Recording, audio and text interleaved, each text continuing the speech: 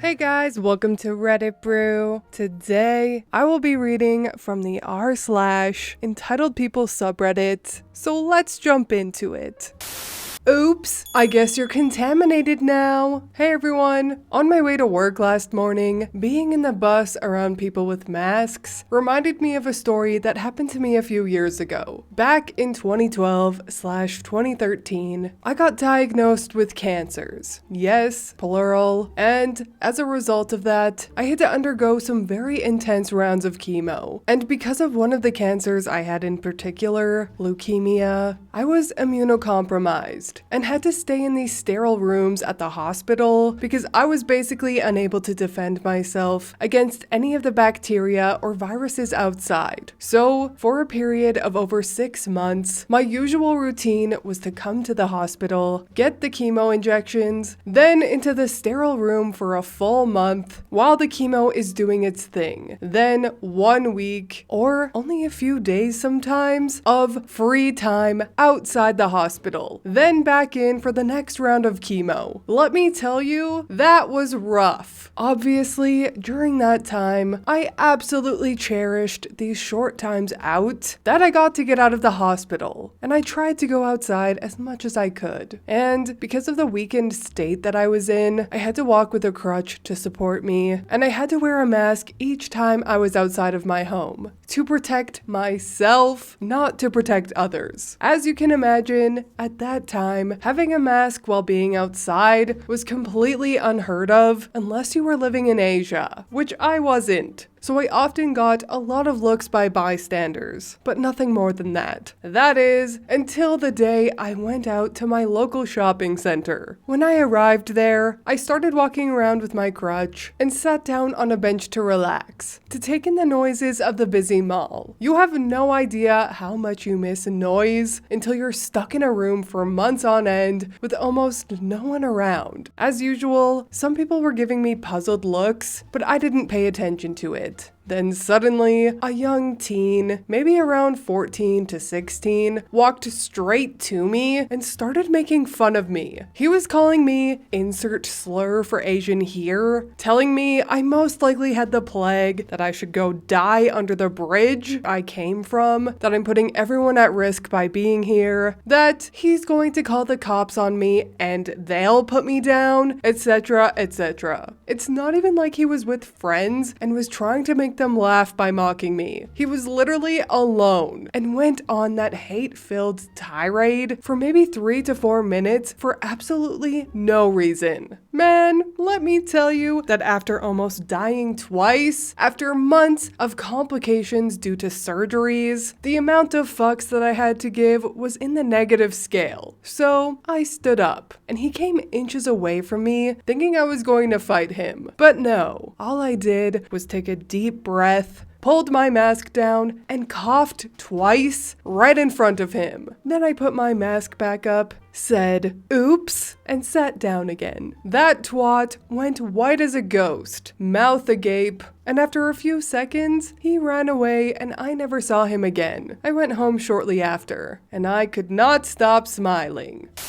Now that's how you get somebody to cough. Get it? Cough? Cough? Okay, I'll see myself out.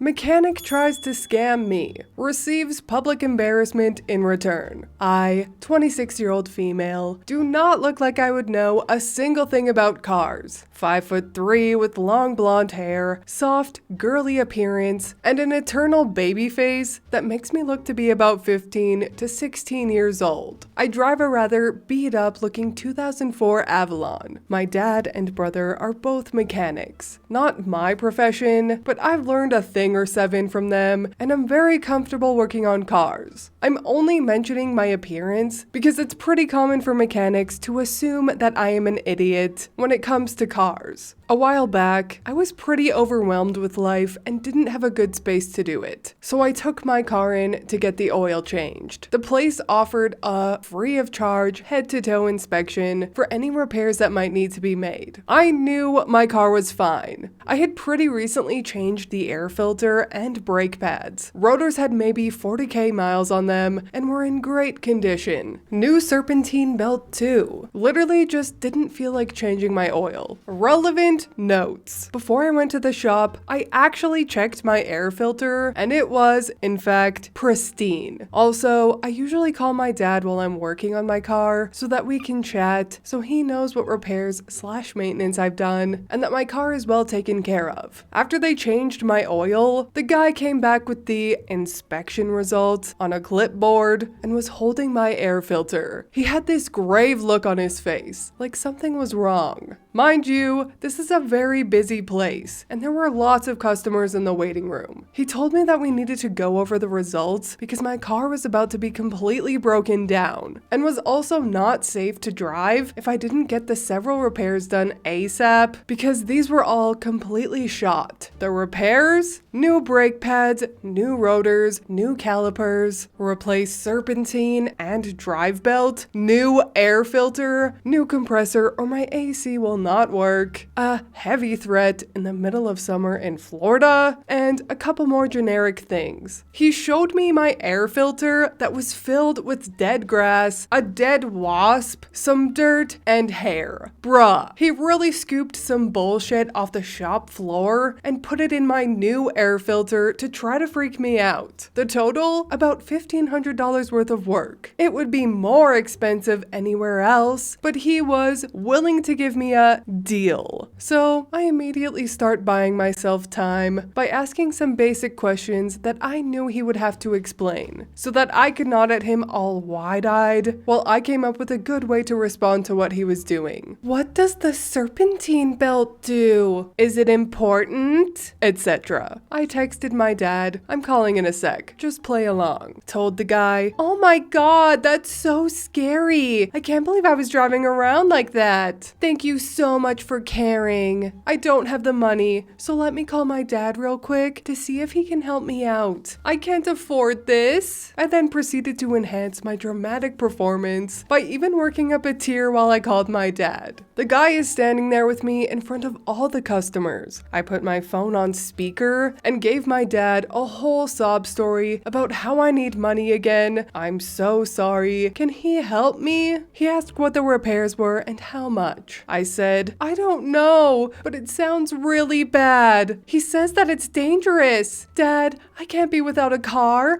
What am I going to do? Then I asked the guy to tell my dad what the repairs were. He rattles it all off, and my dad is playing his part perfectly. Oh, wow.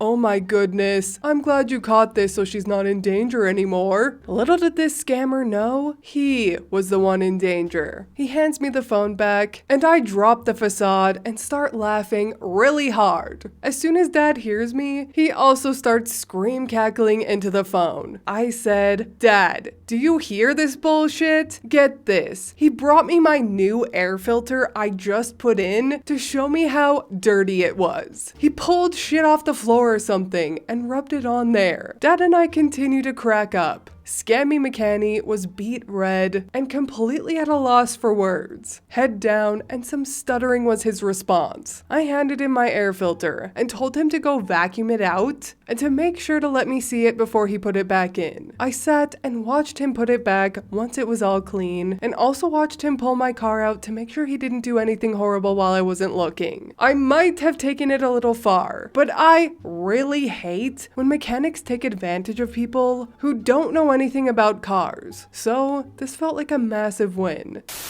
Heck yeah, OP and Dad! I too am a woman with a basic knowledge of cars, come from a long line of mechanics, so I can't even tell you how many times I've heard the old air filter razzle-dazzle trick. Thankfully, I have the knowledge to know better, but there's a lot of people that don't, and there's a lot of people who do get scammed. Even men, not just women. It's sad, because it puts honest mechanics to shame, and paints them all all as greasy scammers when not all of them are. But that's like any salesperson, really. There's always going to be a few greedy bad eggs who create stereotypes. And sadly, honesty is hard to come by these days. That's why it's good to try and educate yourself in as many things as possible. You gotta protect yourself. It's hard out there. But anyways, that is all from me today. I hope you enjoyed these two entitled people / petty revenge stories. If you did, please leave a like and subscribe. I truly appreciate when you do, and I will see you in the next Reddit story. Bye!